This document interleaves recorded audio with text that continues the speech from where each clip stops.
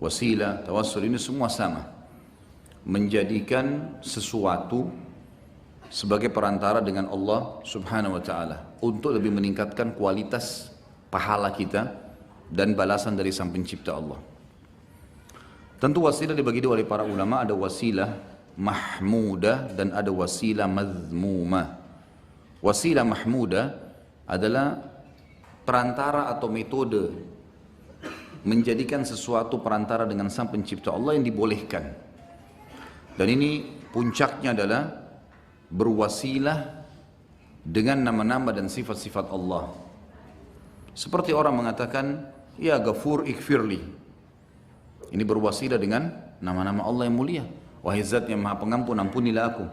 Ya Rahim irhamni, ya Tawwab tub alayya, ya Razzaq urzukni. Ini semua adalah berwasilah dengan asma'illahi wa sifatihil ula. Ini puncak, ini yang paling besar dan ini paling mulia. Karena baginda Nabi SAW selalu berwasilah dengan nama-nama dan sifat-sifat Allah sesuai dengan firman Allah dalam Al-Quran, A'udzu billahi minasyaitonir rajim, walillahil asmaul husna fad'uuhu biha. Allah memiliki nama-nama yang mulia, maka gunakan dalam doa-doa kalian. Yang kedua, berwasilah dengan ayat-ayat Al-Quran. Ayat-ayat Al-Quran. Karena Allah Subhanahu wa taala mengatakan dalam Al-Quran, syifa linnas, hudan linnas. Obat untuk semua manusia, bukan hanya untuk orang beriman, petunjuk bagi semua manusia. Jadi pada saat orang berwasilah dengan Al-Quran, misal kita datangkan sebuah ayat untuk menjelaskan kepada seseorang agar dia jadi faham hukum Allah, itu berwasilah namanya. Kita berwasilah dengan ayat-ayat Al-Quran. Kita menggunakan ayat Al-Quran untuk pengobatan. Sebagaimana pernah beberapa orang sahabat menggunakan surah Al-Fatihah yang dibacakan kepada kepala suku, salah satu suku Arab yang sedang terkena sengatan kalajengking dan sembuh. Bagaimana baginda Nabi SAW mengajarkan kepada kita doa-doa ruqyah. Kita boleh menggunakan itu. Menggunakan ayat-ayat Al-Quran sebelum tidur. Membaca Al-Ikhlas, Al-Falaq, An-Nas, bagaimana Nabi SAW baca ayat kursi. Surah-surah yang memang disebutkan dalam Al-Quran juga disuruh pilih. Seperti membaca Al-Mulk pada saat mau tidur. Atau membaca 10 ayat Al-Quran. Sebagaimana hadis sahih riwayatkan Mundhiri dalam kitab At-Targhib, beliau mengatakan ada sebuah riwayat kata Nabi SAW, siapa yang membaca 10 ayat Al-Quran dalam malam hari, maka Allah akan catatkan baginya 1 kintar, dan 1 kintar itu lebih baik daripada seluruh dunia dan isinya. Berwasilah dengan ayat-ayat Al-Quran, ya, tapi pada tempatnya. Yang ketiga, berwasilah dengan doa-doa yang diajarkan oleh baginda Nabi sallallahu alaihi wasallam. Doa-doa yang diajarkan oleh beliau. Banyak doa Nabi sallallahu alaihi wasallam, doa mau makan, doa mau tidur, doa mau segala macam supaya berkah makanannya, supaya berkah minumannya, baca doa yang diajarkan Nabi sallallahu alaihi wasallam. Mau tidur juga begitu. Kita jadikan sebagai wasilah kita dengan Allah. Tapi ini ada perintahnya. Nabi SAW ajarkan. Ini yang ketiga, menggunakan semua doa yang diajarkan baginda Nabi sallallahu alaihi wasallam. Kemudian yang keempat, berwasilah dengan orang-orang yang memang Allah muliakan di mata kita dan digantungkan salah satu penyebab diterimanya doa pada mereka. Seperti misal orang tua yang masih hidup. Ini berwasilah. Ibu, ayah tolong doain saya. Boleh selama mereka masih hidup. Makanya namanya wasilah mahmudah, terpuji. Atau kita datang kepada seorang alim yang kita anggap ibadahnya bagus, kita mengatakan doain saya. Atau seorang muslim mendoakan saudaranya muslim lagi sakit, dikatakan syafaqallah tahur wa syifa. Sunnah Nabi SAW. Maka kita berwasilah dengan orang-orang yang memang Allah bolehkan kita berwasilah padanya. Dalam arti kata saleh dan hidup. Maksud dalamnya adalah orang tua di sini. Karena kata Nabi SAW dalam hadis sahih, doa orang tua untuk anaknya tidak tertolak. Dalam hadis yang lain juga kata Nabi SAW, riwayat Bukhari semuanya, ya, jangan kalian doakan keburukan buat diri kalian, keluarga kalian, dan juga harta kalian, sehingga malaikat lewat dan mengaminkan terjadilah seperti apa yang sedang kalian ucapkan. Ini termasuk wasilah, ya, wasilah. Boleh juga kepada seorang alim umumnya. Banyak sahabat yang berkata kepada Nabi SAW, ya Rasulullah doakan saya. Seringkali Abu Hurairah datang mengatakan, ya Rasulullah doakan ibu saya. Boleh saja, selama memang yang sedang mendoakan kita adalah orang yang hidup. Ini masih masuk yang mahmudah. Yang keberapa sekarang? Yang kelima, bertawassul dengan amal soleh kita pribadi. Bertawassul dengan amal soleh kita pribadi. Sebagaimana kita sudah tahu tentang kisah 3 orang yang ada di dalam gua. Mereka bertawassul dengan amal mereka. Jadi boleh teman-teman sekalian, kalau ada seseorang, ini misal contoh, terkena penyakit sudah bertahun-tahun tidak sembuh.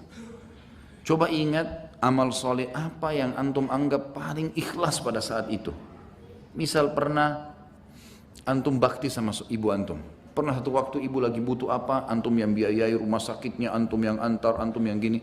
Antum yakin itu antum dilakukan karena Allah perintahkan. Bilang, ya Allah, aku menjadikan amal itu, ya, sebagai wasilah agar engkau menyembuhkan penyakitku. Boleh. Sebagaimana hadis 3 orang di dalam gua. Nanti akan disebutkan juga oleh Syekh Abu Bakar rahimahullah tentang masalah riwayat ini, ya kan? Yang sudah masyhur. Pada saat mereka tertutup di gua, kemudian mereka tidak bisa keluar, lalu kemudian salah satunya mengatakan, kita berwasilah sekarang kepada Allah dengan amal-amal saleh kita. Mulailah yang pertama mengatakan, ya Allah, saya memiliki kedua orang tua yang sangat tua, dan setiap hari saya selalu memberikan kepada keduanya susu yang saya perah dengan tangan saya dan saya dinginkan dengan udara. Satu malam saya pulang, ternyata mereka berdua sudah tidur. Maka saya tidak ingin mengganggu tidur mereka dan saya pegang susu itu dari malam sampai pagi. Pada saat mereka bangun, saya tinggal minumkan dan mereka tidak tahu kalau saya menunggu semalam berdiri nggak tidur. Kalau itu amal kau terima ya Allah, keluarkan kami dari gua ini. Pecah guanya. Berarti kan dia menyebutkan amal itu. Ya Allah, dulu saya antar ibu saya ke rumah sakit pada hari ini ya Allah, atau saya pernah membantu orang miskin di pinggir jalan ya Allah, atau ini kita jadikan sebagai wasilah, dan ini tidak menghilangkan kadar pahalanya. Jangan difahami kalau kita sudah wasilahkan tidak terima di akhirat, tidak. Ini kuasa Allah. Memang kita boleh, bahkan sebagian ulama mengatakan boleh seorang mukmin melakukan ini sesekali agar memastikan amalnya diterima atau tidak. Karena itu spontanitas terlihat, makanya guanya terpecah. Tapi belum bisa keluar. Tandanya bahasanya amal itu belum cukup untuk mengeluarkan dia dari masalah. Bisa saja mungkin masalah penyakit antum berat. Banyak orang teman-teman anggap remeh begini. Dia berzina sekali. Dia anggap sudahlah saya bertobat selesai. Dia nggak tahu mungkin saja zina itu dosanya 100 tahun. Hah? Ya nggak? Sekarang kalau dia baru bertobat 1 jam 2 jam, dia sudah anggap bisa bersih yang 100 tahun. Bobotnya kita nggak tahu. Jadi makanya tidak bisa. Orang yang 3 orang dalam gua ini masing-masing punya amal yang mulia. Satu bakti sama orang tuanya, tapi belum bisa keluar. Harus 3-3-nya digabung baru bisa. Baru yang kedua mengatakan, ya Allah, saya kenal seorang wanita yang saya tergila-gila padanya dan saya sangat suka setiap hari, hampir setiap saya tawarkan untuk berzina. Dengan cara apapun dia nolak. Sekali waktu ibunya butuh uang, maka dia datang kepada saya dan saya kasih syarat. Baiklah, saya akan kasih kamu uang tapi serahkan dirimu. Pada saya sudah berada di antara 2 pahanya, keempat tangannya. Maksudnya tangannya terbuka, pahanya terbuka, kemaluannya tinggal diletakkan kemaluan dia. Pada saya sudah berada di situ dan ini perempuan sangat saya cintai ya Allah. Memang saya berharap bisa menggaulinya. Maka dia mengatakan perempuan tersebut, bertakwalah kepada Allah, jangan kau letakkan cincin kecuali pada tempatnya. Maka saya pun meninggalkan. Kalau itu ikhlas karena kamu, keluarkan kami dari gua ini. Bayangkan berat itu. Berat sekali meninggalkan kemaluan perempuan yang sangat dicintai di depan matanya dan sudah bertahun-tahun dikejar sama dia. Tapi dia tinggalkan karena Allah. Masalahnya belum cukup mengeluarkan dari gua. Belum bisa, cuma pecah sedikit lagi. Nanti yang ketiga menyebutkan baru dengan kuasa Allah, saya punya seorang pegawai yang selama ini bekerja, pernah dia ambil gajinya berapa bulan lalu hilang tiba-tiba. Saya ambil inisiatif, gajinya saya beliin beberapa ekor ternak, 1 ekor kambing, 1 ekor sapi dan seterusnya. Kemudian saya kembangkan sampai menjadi sebuah lembah yang lebat, yang besar. 1 lembah semua penuh dengan gembalaan tersebut. Sebagian ulama hadis menanggapi hadis ini mengatakan orang yang ketiga ini dia sampai tidak urus lagi gembalaan lain kecuali gembalaannya pegawainya karena banyaknya. dengan hikmah Allah. Maka dia datang beberapa saat kemudian dan dia bilang, wahai Tuhan, wahai Tuhan, ya, bertakwalah kepada Allah, kembalikan hak saya yang pernah saya tinggal berapa bulan tidak ambil. Lalu saya berkata, apa kau lihat lembah itu? Iya. Itu semua yang penuh dengan hewan ternak, ya, ambil, semua itu punya kamu. Dulu kisahnya uang kamu saya jadikan seperti itu. Lalu ya Allah, dia ambil semuanya, tidak ditinggalkan satu ekor pun buat saya. Ini yang membuat para ulama hadis menanggapi bahwasanya orang ini dulunya dia orang kaya, tapi setelah dia sibukkan diri untuk amal saleh, membantu mengembangkan uang pegawainya, ya, dengan niat karena Allah, dia sudah tidak sibukkan lagi dirinya dengan yang lain. Karena dia merasa, ya, tidak ditinggalkan satu pun buat saya. Kalau itu ikhlas karena kamu, keluarkan kami dari sini. Itu pun terpecah hanya cukup untuk mengeluarkan badan mereka. Dalam arti kata teman-teman sekalian, bobot amal sebesar ini pun masih sedikit bisa mengeluarkan dari masalah. Jadi jangan sampai antum berwasilah dengan satu hal yang antum sebut lalu antum berharap penyakit antum sembuh semua, belum tentu. Mungkin antum harus sebutkan 10, 20, 30 amal soleh. Allahu alam, kita nggak tahu. Makanya setiap amal soleh kalau dikerjakan maksimal, nikmati. Kalau sholat, nikmati betul sholat itu. Berikan haknya semua. Dari takbir sampai salam semua berikan haknya agar maksimal. Itu bisa jadi sesuatu yang antum jadikan wasilah nantinya. Jelas ya? Baik. Berwasilah pada syaitan ini puncaknya. Seperti dukun-dukun. Menjadikan syaitan sebagai wali mereka. Pergi ke gunung bersemedi, pergi ke gua, pergi ke pinggir pantai, semua ini omong kosong. Syaitan. Ini juga tawasul dia. Dia mau sampaikan hajatnya, tapi melalui hal yang salah. Masuk dalamnya adalah semua yang didukung oleh syaitan, seperti perilaku orang-orang Mekah pada saat mereka berwasilah dengan patung-patung. Maka dalam Al-Quran diceritakan, Allah SWT berfirman, A'udzubillahi minasyaitonirrajim, wa idza sa'altahum man khalaqas samawati wal ard wa sakhkhara asy-syamsa wal qamar la yaqulunna Allah. Hai Muhammad, kalau kau tanya orang-orang kafir Quraisy, siapa yang menciptakan langit dan bumi? Siapa yang mengatur matahari dan bulan? Mereka akan mengatakan Allah. Baik, tanya mereka, kenapa mereka masih menyembah patung-patung itu? Kenapa mereka masih jadikan perantara dengan Allah? Mereka menjawab di ayat lain, ma na'buduhum illa liyuqarribuna ilallahi zulfa. Kami enggak sembah berhala-berhala kecuali kami jadikan perantara dengan Allah. Gara-gara itu Allah cap musyrik. Jadi enggak bisa, antum enggak boleh pakai jimat, enggak boleh menganggap pohon keramat Umar bin Khattab sampai menebang pohon Bai'at Ridwan. Jelas-jelas 1395 sahabat dijamin masuk surga di bawah pohon itu. Sampai Nabi SAW meninggal pohon itu masih ada. Sampai Abu Bakar meninggal masih ada. Sampai akhir khilafahnya Umar masih ada. Lalu Umar mendengar mulai ada orang sholat di pohon itu. Mulai ada orang gantung-gantung pedang. Sama Umar disuruh tebang, hilangin sejarahnya itu. Sekarang banyak orang-orang menganggap kalau itu sesuatu yang sudah lama kayak patung. Dianggap lama, ini nggak boleh dihancurin. Peninggalan sejarah. Ini bukan peninggalan sejarah, peninggalan masuk neraka. Ada apa mau ditahan-tahan? Haram. Nggak ada cerita yang disimpan.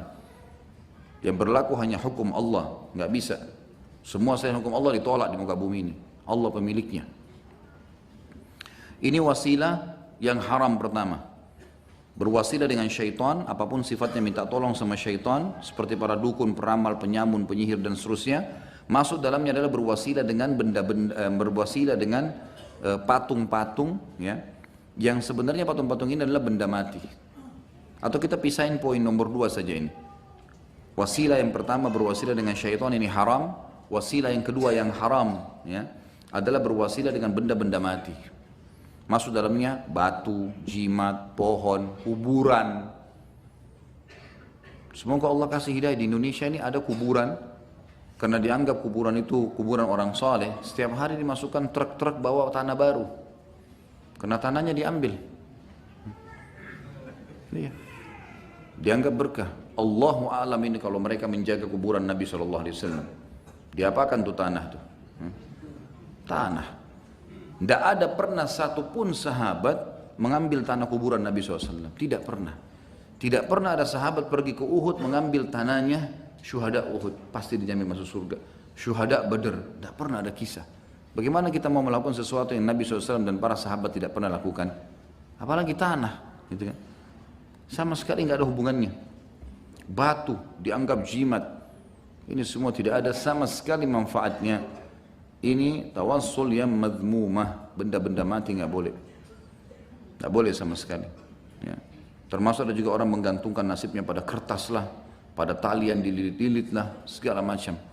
Kalau antum lihat ada mobil-mobil truk kemudian digantung ada kain hitam di kaca spionnya, nah itu biasanya termasuk buhul-buhul yang dipasang. Atau ada tulisan dengan huruf hijaiyah dibolak-balik dengan istilah macam-macam. Ini semua adalah tidak benar. Tawassul kepada Allah harus sesuatu yang dibolehkan, tidak boleh yang tidak dibolehkan. Masuk dalam sini tentu benda-benda mati, termasuk manusia yang sudah mati walaupun orang saleh. Walaupun orang saleh, tidak dibenarkan sama sekali. Nabi SAW mengatakan, la taj'alu kuburakum masajid.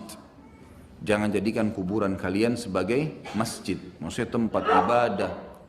Seperti masjid, kuburan didatangi, duduk, segala macam. Sekarang subhanallah, saf sholat kosong, kuburan rame. Duduk lama-lama di situ, baca segala macam bacaan. Ya akhi, ziarah kubur. Sunnah Nabi SAW datang, salam, doain, pergi. Itu sunnah Rasulullah SAW. Agama ini kalau dijalankan sesuai dengan sunnah Nabi SAW, mudah, simpel, murah. Murah. Coba kalau ada orang mati jalanin sunnah coba. Kain kafan, urus jenazahnya, sholat di kubur. Nggak usah tunggu cucunya datang, anaknya datang, segala macam, tunggu. Kemudian dikubur, takziah 3 hari. Kita yang datangin bawain makanan. Nggak ada orang itu keluarin uang tuh. Murah sekali. Nggak ada biaya itu, orang yang lagi sedih nggak keluarin duit. Coba kalau lakukan perbuatan yang tidak sesuai dengan sunnah. Proyek itu sekarang, proyek. 7 hari kematian itu proyek itu. 1 hari 1 juta, 7 hari 7 juta. Ini kebenaran harus dibilang. Ini fakta, saya ceritain kepada seorang ikhwah, dia cerita sama saya. Dia bilang, Ustadz saya alami sendiri. Waktu keluarga saya mati, saya tinggal telepon satu orang dengan gelar yang sudah masyhur di Indonesia, tidak usah saya sebutin. Baik, siapin aja 1 juta 1 hari. Nanti saya kirim orang saya ke sana. Proyek. Jadi orang-orang yang terganggu dengan dakwah sunnah ini, orang-orang yang punya proyek di belakang dakwah ini. Terganggu kantongnya. Dia nggak pikir akhiratnya. Tanggung jawab di depan Allah SWT besar. Makanya segala macam fitnah disebarkan untuk orang-orang yang mendakwakan sunnah. Setelah Nabi wafat, tidak seorang pun sahabat yang datang ke kuburan beliau kemudian berdoa kepada beliau atau minta diteruskan doanya kepada Allah, nggak pernah. Karena Rasulullah SAW belum pernah mengajarkan cara seperti itu kepada mereka. Iya, belum pernah. Dan Allah dalam Al-Quran tidak pernah mengatakan seperti itu. Allah mengatakan, Udu'uni astajib lakum. Berdoalah kepada aku, niscaya akan aku kabulkan. Enggak pernah Allah mengatakan, berdoalah kepada wali, karena dia dekat denganku, nanti dia teruskan doa kalian kepada aku. Enggak pernah. Berdoalah kepada seorang nabi, nanti dia teruskan doa kalian kepadaku. Tidak, jemaah sekalian. Nabi SAW juga tidak pernah mengajarkan seperti itu kepada para sahabat. Kenapa manusia itu butuh hidayah? Apapun keadaannya. Yang keempat, kadang-kadang dia itu meyakini sesuatu padahal itu salah, tapi yakin benar apa yang dilakukan itu benar. Orang semacam ini butuh hidayah. Kenapa? Supaya keyakinan dia yang batil dirubah. Dan memperbaiki keyakinan itu susah, ikhwan. Antum kalau sudah mendapati orang yang terkena syubhat, susah. Menyadarkannya itu lebih gampang kita memasukkan orang ke dalam Islam daripada menyadarkan orang yang kena syubhat di dalam keyakinan. Banyak orang yang semacam ini. Kenapa dia butuh hidayah? Kenapa dia butuh hidayah? Dia butuh hidayah supaya keyakinan batil yang dia dapatkan itu bisa berubah. Ada loh orang yang kemudian, contohnya, saya pernah berdialog dengan orang yang meminta-minta kepada kuburan. Semoga yang ada, mohon maaf saya cerita ini karena menyampaikan apa yang saya yakini.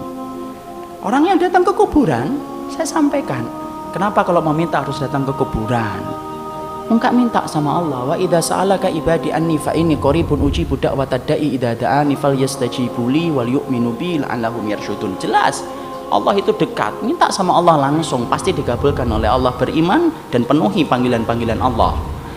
Tapi dia berkata, enggak, kami tetap datang ke kuburan. Loh kenapa? Tahu antum ikhwan, dia ternyata bukan tidak punya dalil, punya dalil ikhwan. Dalil yang dipakai oleh beliau itu apa? Dalil yang dipakai oleh mereka sama dengan tulisan-tulisan yang biasanya ada di kuburan. Surat Ali Imran 169. Wala tahsabanna alladziina qutilu fi sabilillahi amwat bal ahya'un inda rabbihim yurzaqun.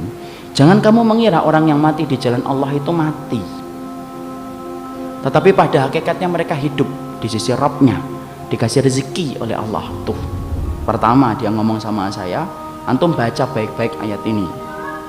Bukan antum, kue baca baik-baik ayat ini, karena orang Jawa ya.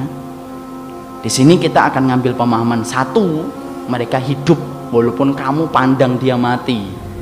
Itu karena kamu tidak baca Quran. Coba, saya dibilang tidak baca Quran, ya saya dengerin. Yang kedua, Allah menerangkan yurzakun, dikasih rezeki sama Allah. Itu sering saya dapati di komplek rumah saya dulu ketika masih di Kudus, karena memang banyak yang meminta ke kuburan. Saya menerangkan asbabun nuzul tentang ayat itu tidak diterima. Antum tahu asbabun nuzul ayat itu? Asbabun nuzul diterangkan dalam riwayat Abu Dawud. Itu cerita tentang ayahnya Jabir bin Abdullah.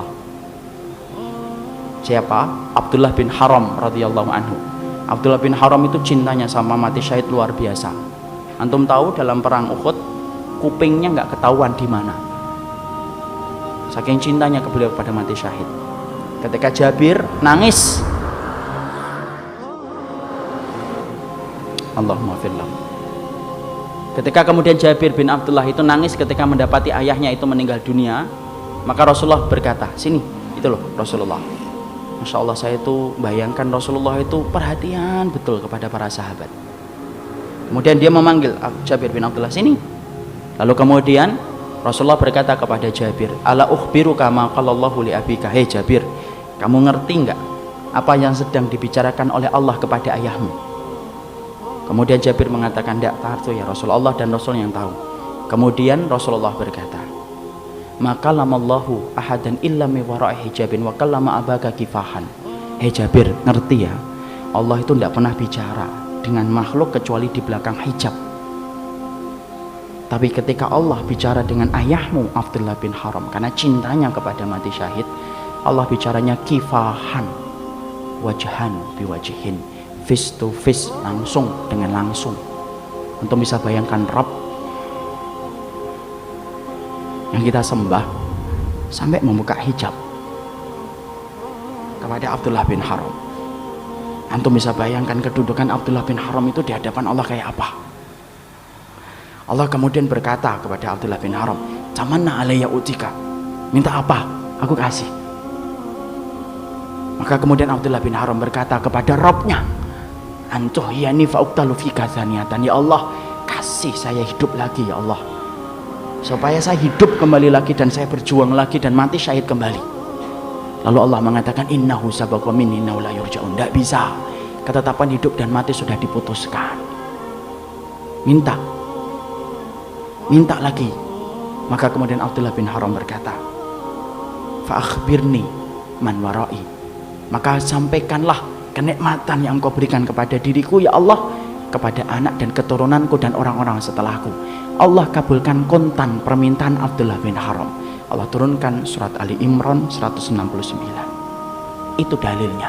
Tidak menerangkan satu pun untuk meminta kepada kubur. Tidak menerangkan kuburan orang yang ada di antara orang-orang yang solih akan ngasih rezeki sama antum. Saya kasihan betul kalau orang yang solih masih dimintain ketika meninggal dunia. Terus istirahatnya mereka kapan?